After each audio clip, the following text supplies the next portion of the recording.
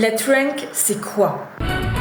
Tonight, as if the deadly rise of fentanyl could not get any more frightening, there's a new drug being mixed in. It's dubbed the zombie drug. Merci Kamel pour ton message, parce qu'il y a encore beaucoup de gens qui ont cette méconnaissance, qui n'ont peut-être même pas encore entendu parler de ce sujet. Donc je vois que tu es un peu à la page de tout ce qui se parle, se discute en addictologie aujourd'hui. Et c'est vrai que très souvent, les États-Unis ont un peu une avance sur l'Occident pour des bonnes mais aussi pour des mauvaises choses. Et aujourd'hui, donc, on va parler de trunk.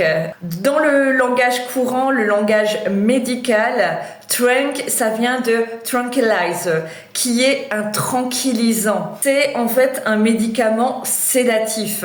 On va parler du benzodiazépine, on peut même parler de tranquillisant vétérinaire, donc vous avez compris, pour les animaux. Ça sert à calmer l'anxiété, à aider à avoir un meilleur sommeil, mais ça aide aussi à immobiliser un animal. L'effet de trunk, c'est un vrai sujet d'actualité. Il est lié au médicament qu'on appelle le xylazine et c'est un tranquillisant vétérinaire. Donc c'est mélangé au fentanyl et c'est vraiment un mélange dangereux, ce qu'on appelle aujourd'hui le trunk dope.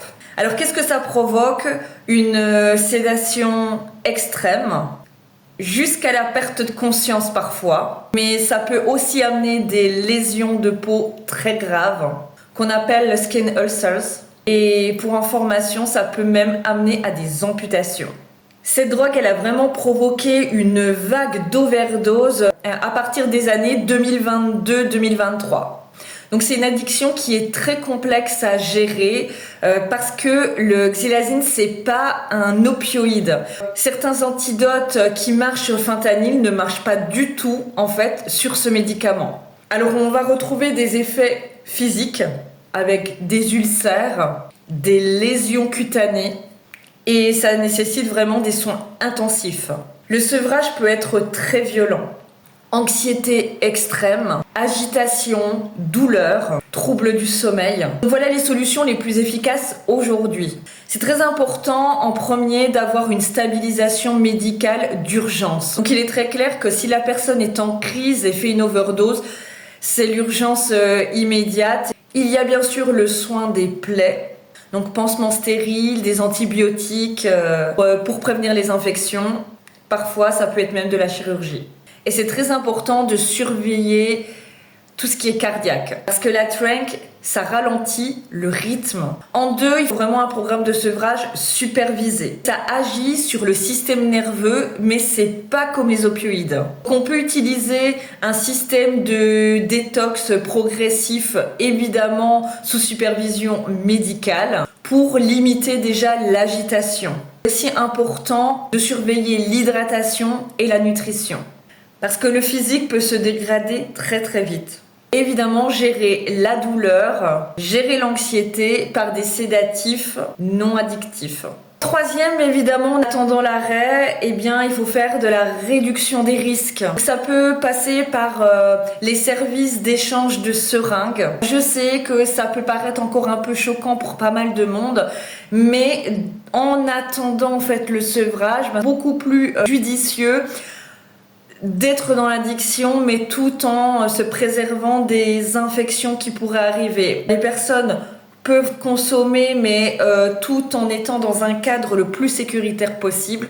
Voilà, c'est pas la solution idéale, mais c'est une solution provisoire. On utilise quand même le naloxone. Il a un effet justement antidote sur le fentanyl, mais évidemment, ça aussi, c'est encore quelque chose de provisoire puisqu'il n'a pas d'effet sur le xylazine. On utilise les tests strips. C'est des bandelettes de tests pour détecter le fentanyl ou le xylazine avant consommation. Mais au niveau traitement de fond de l'addiction, qu'est-ce qui fonctionne le mieux? Évidemment, c'est la thérapie TCC, donc la thérapie cognitivo-comportementale, et le soutien motivationnel principalement. Les groupes de soutien, ça peut être pratique, certains aiment, d'autres moins, donc c'est toujours au choix. Ça peut être soit un suivi typiquement individuel, comme ça peut être un suivi individuel et aussi groupal. Pour le soutien motivationnel, s'entraider entre personnes qui peuvent aussi se comprendre dans l'addiction, alors pourquoi pas. Ce type d'addiction, généralement, on passe par une médication.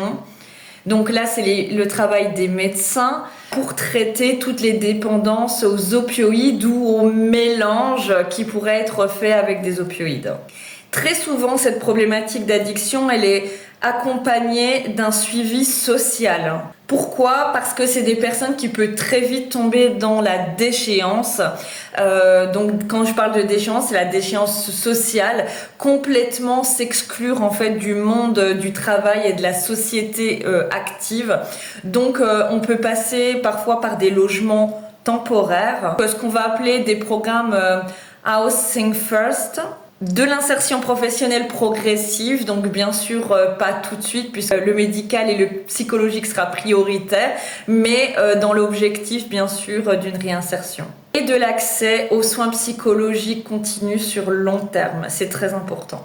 Pourquoi la Tranq s'est développée aux États-Unis ? Eh bien, c'est souvent la suite de personnes qui sont déjà dépendants aux opioïdes et principalement fentanyl. Donc c'est à partir du moment où fentanyl ne fait plus effet, parce que quand on est addict, plus on consomme, plus à un moment donné on ne ressent plus les mêmes effets positifs provisoire en attendant, et on va chercher à augmenter les doses jusqu'à un moment donné, devoir créer des mélanges pour pouvoir essayer de retrouver une sensation en fait de confort. Et malheureusement, eh bien, ces augmentations de consommation poussent de toute manière à faire des mélanges très dangereux et à jouer comme ça avec les médicaments. C'est la question de est-ce que ça pouvait provoquer des vomissements de sang ? Eh bien oui, ce type de mélange peut en effet amener des vomissements jusqu'à cracher en fait du sang. C'est surtout lorsque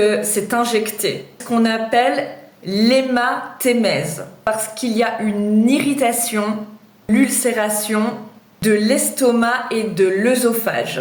L'acidité gastrique qui est aggravée par la toxicité des produits. Ces vomissements répétés abîment la muqueuse. On va appeler le syndrome de Mallory-Weiss. Ça va provoquer donc une gastrite hémorragique. Beaucoup de drogues sont aussi coupées, on va retrouver des troubles de la coagulation. Ainsi, ça va provoquer encore plus d'importance dans les saignements. L'hépatite C et d'autres maladies sont assez fréquentes en fait chez ces consommateurs. Aussi, ça peut encore fragiliser les vaisseaux sanguins. On peut aussi parler des saignements qui sont liés à une overdose ou à la septicémie.